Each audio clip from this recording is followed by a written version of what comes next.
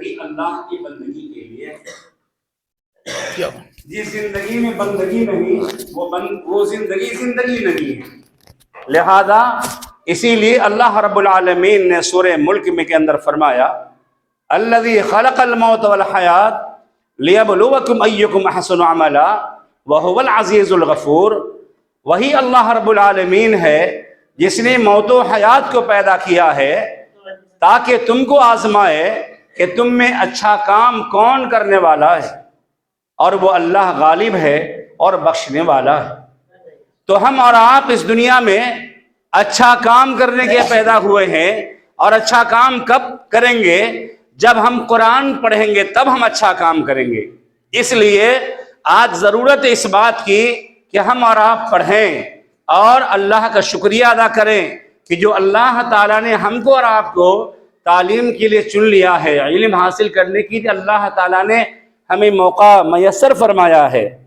بے شمار درود و سلام کا نزول ہو اللہ کے آخری پیغمبر خاتم النبیین رحمۃ اللہ علیہ جناب محمد رسول اللہ صلی اللہ علیہ وسلم پر، کہ جن کو اللہ رب العالمین نے آخری پیغمبر بنایا لیکن اولین اور آخرین کا سردار بھی بنایا، اور انبیاء کا امام بھی بنایا، اور رحمت للعالمین بھی بنایا، اور شفیع المذنبین بھی بنایا، اور نام نامی اسم گرامی محمد اور احمد بھی اللہ رب العالمین نے قرآن کریم کے اندر یہ بیان فرمایا۔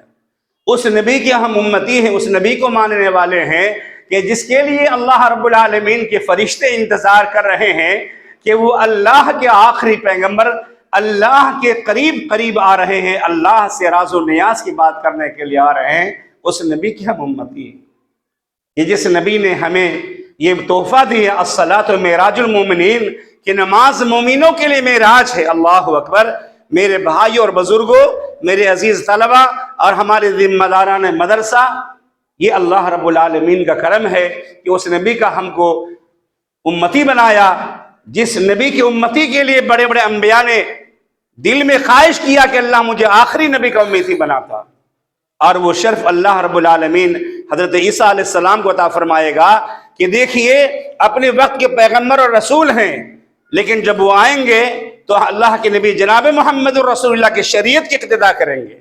وہ اپنی شریعت انجیل کی جو ہے دنیا میں اشاعت نہیں کریں گے، بلکہ قرآن کی تلاوت فرمائیں گے اور نماز قائم کریں گے۔ جو شریعت اللہ نے آخری نبی کو دیا وہ شریعت پر عمل پیرا ہوں گے۔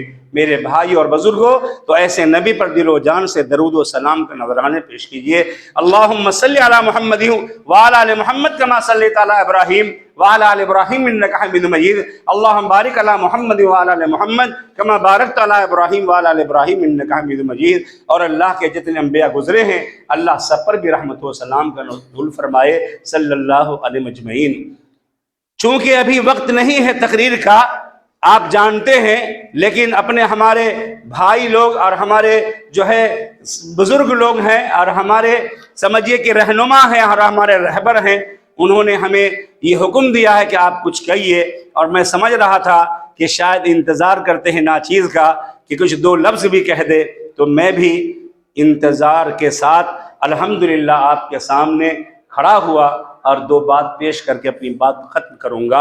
رب العالمین کا فرمان ہے سورہ رحمان میں، الرحمن علم القرآن، وہ رحمان ہے جس نے قرآن سکھایا، وعلم آدم الاسماء، اور آدم علیہ السلام کو علم سکھایا۔ دیکھیے تب اللہ تعالیٰ نے حضرت آدم کو مسجود ملائک بنایا، فرمایا یا آدم اسکن، کہ اے آدم تم جنت میں رہو، اور جنت میں رہنے کے ساتھ اللہ نے اعزاز دیا، فرمایا فرشتوں سے اے فرشتوں اسجدوا لآدم، حضرت آدم کو سجدہ کرو۔ یہ سجدہ کیوں تھا؟ تعظیم کا سجدہ تھا۔ تو پہلے تعظیم کا سجدہ جائز تھا، اب یہ سجدہ اللہ کے سوا کسی کو جائز نہیں ہے۔ اللہ رب العالمین نے فرشتوں کو مسجود ملائک بنایا علم کی بدولت، اور ہمارے نبی جناب محمد الرسول اللہ صلی اللہ علیہ وسلم کو آخری نبی بنا کر بھیجا، اور قرآن جیسی عظیم الشان کتاب دیا جو سارے معجزات سے سب سے اہم معجزہ ہے، جو قرآن کریم قیامت تک کے لیے ہدایت کتاب ہے۔ تو یہ کس نے سکھایا؟ اللہ نے سکھایا۔ نبی کریم جناب محمد رسول اللہ صلی اللہ علیہ وسلم اللہ نے قرآن نازل فرمایا، الرحمن، اللہ جو رحمان ہے اور رحیم ہے، اللہ تعالیٰ دنیا میں مومنوں پر بھی کافروں پر بھی رحم کرتا ہے، اور آخرت میں صرف اللہ تعالیٰ مومنوں ہی پر رحم فرمائے گا، خالصۃ یوم القیامہ، قیامت کے دن خالص اللہ کی مہربانی صرف مومنوں کے ساتھ رہے گی۔ اور دنیا میں کیا ہے، متاع قلیل ثم ماواہم جہنم وبئس المصیر، دنیا میں تھوڑا فائدہ ہے کافروں کو، اس لیے ان کو پوری آزادی ہے، وہ جیسے چاہیں رہیں، حلال و حرام کی کوئی تمیز نہیں، دنیا ہی میں ان کو جنت ہے اور ہم کو جنت آخرت میں ہے، لہذا اسی لیے فرمایا پھر اس کے بعد اس کا ٹھکانہ جہنم ہے۔ اور مومنوں کا ٹھکانہ کیا ہے، ان الذین آمنوا وعملوا الصالحات کانت لہم جنات الفردوس نزلا، جو ایمان لائے نیک عمل کیے، اللہ ان لوگوں کی جنت الفردوس میں مقام تیار کر رکھا ہے، اور وہاں کی زندگی کیا ہوگی، خالدین فیہا لا یبغون عنہا حولا، وہ ہمیشہ ہمیشہ رہیں گے۔ یہاں ہم اور آپ دنیا میں جینے کے لیے دعا کرتے ہیں، اللہ لمبی عمر دے، اللہ صحت دے، اللہ تندرستی دے، اور وہاں الحمدللہ وہاں بغیر مانگے ہوئے اللہ رب العالمین وہاں زندگی جو دے گا، خالدین فیہا، ابدی زندگی ہوگی جنت کی۔ یہاں کی زندگی فانی ہے، کل من علیہا فان ویبقى وجہ ربک ذو الجلال والاکرام، ہر ایک کو فنا ہونا ہے، صرف اللہ کی ذات باقی رہنے والی ہے، لہذا اللہ نے فرمایا الرحمن علم القرآن خالق الانسان، اللہ ہی نے انسان کو پیدا کیا اور کائنات کی تمام چیزوں کو پیدا کیا، تو لہذا ہم کو اور آپ کو اللہ تعالیٰ نے علم کے لیے چنا ہے، یہ اللہ کی بہت بڑی مہربانی ہے۔ هو اجتباکم وما جعل علیکم فی الدین من حرج، اللہ نے چن لیا ہے آپ کو اور دین کے اندر کوئی تنگی نہیں ہے۔ هو سماکم المسلمین، آپ کا نام مسلمان رکھا ہے، یعنی اللہ کے فرما بردار بن کر رہیے، اللہ کی تابعداری میں رہیے۔ جب آپ اللہ کے فرما بردار رہیں گے تو یاد رکھ لیجئے ساری دنیا آپ کی فرما بردار رہے گی۔ اگر آپ اللہ کی نافرمانی کریں گے تو کوئی آپ کی فرما برداری نہیں کرے گا۔ اسی لیے رب العالمین کے پیارے پیغمبر نے فرمایا خیرکم من تعلم القرآن وعلمہ، سب سے بہترین انسان وہ ہے جو قرآن کو سیکھتا اور سکھاتا ہے۔ صحیح معنوں میں دنیا میں سب سے اس کی تعریف ہوتی ہے، اور اسی لیے اللہ تعالیٰ نے فرمایا ورفعنا لک ذکرک، اے نبی میں نے تیرے ذکر کو بلند والا کیا، کہ اشہد ان لا الہ الا اللہ، ہر نماز سے پہلے اذان میں مؤذن صاحب کہتے ہیں اشہد ان لا الہ الا اللہ، تو وہی کہنا پڑتا ہے اشہد ان محمد رسول اللہ۔ اگر اشہد ان محمد رسول اللہ کوئی نہیں کہے گا تو لوگ کہیں گے آپ کی اذان نہیں ہوئی، پھر دوبارہ اذان دیجئے۔ اگر اقامت میں بھی ان محمد رسول اللہ چھوٹ گیا تو کہیں گے آپ کی اقامت نہیں ہوئی۔ اسی طریقے سے اگر کسی کو التحیات یاد ہے تو اشہد ان لا الہ الا اللہ و اشہد ان محمد عبدہ و رسولہ تحیات میں بھی کہنا پڑے گا۔ تو لہذا میرے عزیزو، ہم اور آپ اللہ کی فضل و کرم سے اس اعتبار سے بہتر ہیں کہ اللہ نے ہم کو اور آپ کو نبی کریم جناب محمد الرسول اللہ کا جان نثار بنایا اور جان نشین بنایا۔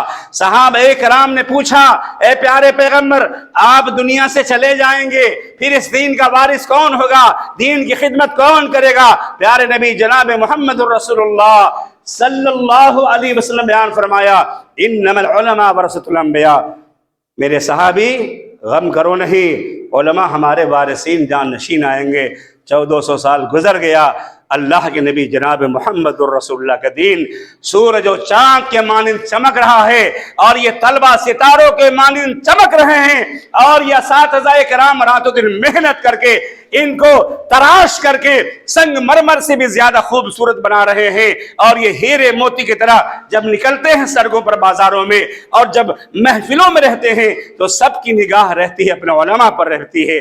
الحمدللہ ڈی ایم آپ کے پیچھے ہوگا، پی ایم آپ کے پیچھے ہوگا، سی ایم اور ڈی ایم اور کلکٹر آپ کے پیچھے ہوگا، جج وکیل آپ کے پیچھے ہوگا، روزانہ 3 لاکھ کا انعام آنے والا آپ کے پیچھے ہوگا، اور آپ امام ہوں گے۔ لہذا فرمایا ربنا ہب لنا من ازواجنا وذریاتنا قرۃ اعین واجعلنا للمتقین اماما، اللہ مجھے میرے بیوی بچوں سے میری آنکھوں کی ٹھنڈک بنا دے۔ یعنی میرے بچے آنکھوں کی ٹھنڈک کب ہوں گے؟ جب ماں باپ کی اساتذہ کی تابعداری کریں گے۔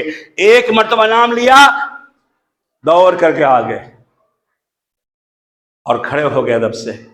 کیا کام ہے؟ ماں باپ بلائے، استاد بلائے، بڑے بلائے گاؤں کے، فوراً کھڑے ہو گئے. تو یاد رکھ لیجئے اس سے بہترین ادب اور کوئی چیز نہیں ہے. لہذا انما العلماء ورثۃ الانبیاء، علماء انبیاء کے وارثین ہوں گے، اور آج ہیں اور انشاءاللہ قیامت تک رہیں گے.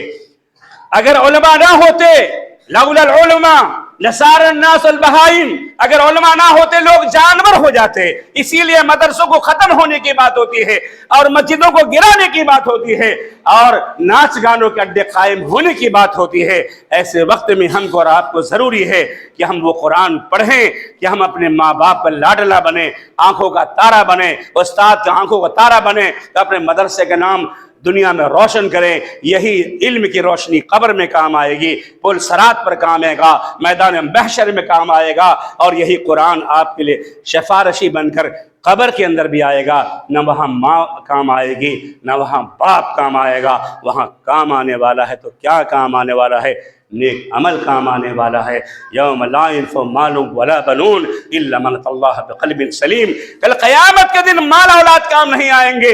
اگر کام آنے والی کوئی چیز ہے، قلب سلیم ہے، جس کے دل میں اللہ کا خوف ہوگا. تنہائی میں بھی اللہ سے ڈرنا ہے، لوگوں کے سامنے بھی اللہ سے ڈرنا ہے. المال والبنون زینت الحیات الدنیا، یہ مال اولاد دنیا کی زینت ہے. والباقیات الصالحات، باقی رہنے والی نیکیاں ہے. یہ دولت، یہ گھر، یہ بلڈنگ، یہ بنگلہ، یہ ٹی وی، یہ کار، یہ قبر میں نہیں جائیں گے. اگر قبر میں ہمارے ساتھ جانے والی چیز ہے، نماز ہے، روزہ ہے، قرآن کی تلاوت ہے.